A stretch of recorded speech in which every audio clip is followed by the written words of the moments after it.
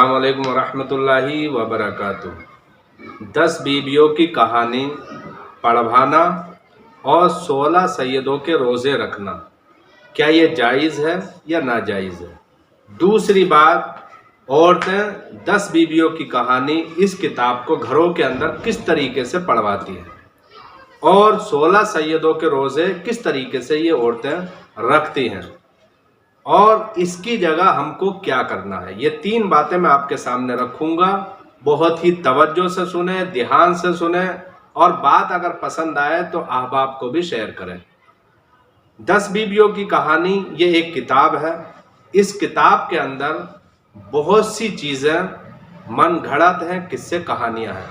عورتیں اپنے گھروں کے اندر 10 بیویوں کی کہانی کو پڑھواتی ہیں۔ ان کا طریقہ یہ ہوتا ہے کہ پہلے گھر کے اندر اس مکان کو، اس کمرے کو جہاں پر اس کو پڑھوانا ہے اس کو صاف ستھرا کریں گے۔ مکان اگر کچا ہے تو اس کو لیپا پوتی کریں گے، کلر وغیرہ کریں گے۔ صاف صفائی کرنے کے بعد آس پاس کی عورتوں کو دعوت دیں گے۔ وہ عورتیں آئیں گی اور 10 دنوں تک روزانہ اس کتاب کو ایک خاتون پڑھے گی، باقی سنیں گی۔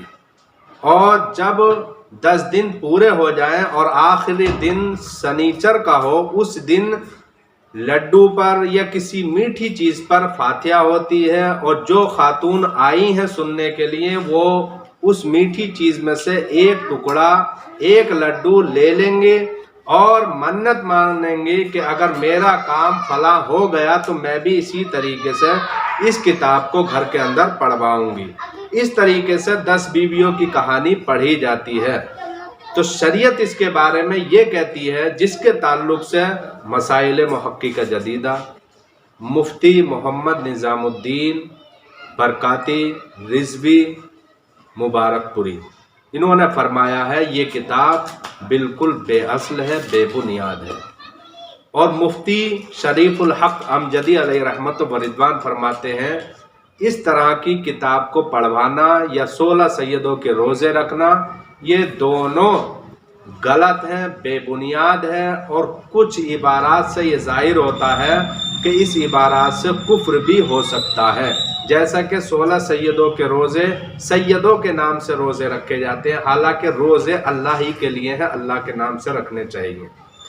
اور روزوں کا طریقہ یہ ہے کہ عورتیں جب روزہ رکھتی ہیں تو ہر مہینے کی 16 تاریخ کو روزہ رکھیں گی۔ جب 16 مہینے پورے ہو جائیں گے تو آخری روزے کے اندر رکھنے کے بعد بڑی فاتحہ کا اہتمام کریں گی، آس پاس والے لوگوں کو کھلائیں گی۔ اس طریقے سے 16 مہینوں کے اندر اگر ان کی مراد اس مہینے میں یا دوسرے مہینے میں یا 16 مہینے کے اندر جب پوری ہو جائے گی تو ان کی یہ سمجھ لو کہ یہ مراد پوری ہو گئی 16 سیدوں کے روزے رکھنے کی وجہ سے۔ یہ ان کا گمان ہوتا ہے۔ یاد رکھ لیجئے، کوئی بھی کام ہو، اگر آپ بیمار ہیں تو انشاءاللہ آپ کو صحت بھی ملے گی، کوئی مصیبت آئی ہے وہ بھی دور ہوگی۔ وہ مصیبت 1 دن، 2 دن، 2 مہینے، 3 مہینے کے اندر ختم ہو سکتی ہے۔ تو 16 مہینوں کے اندر اگر آپ نے کچھ سوچا ہے کہ میرا یہ کام ہو جائے گا تو میں 16 سیدوں کے روزے رکھوں گا یا رکھوں گی، تو 16 مہینوں کے اندر تو بڑی سے بڑی تکلیف بھی ختم ہو جائے گی۔ جو صحت ہے، آپ کا جو کاروبار ہے، اس میں کچھ نہ کچھ اضافہ ضرور ہوگا۔ تو ایسا تو نہیں ہے کہ آپ نے 16 سیدوں کے روزے رکھے اس کی وجہ سے ایسا ہوا۔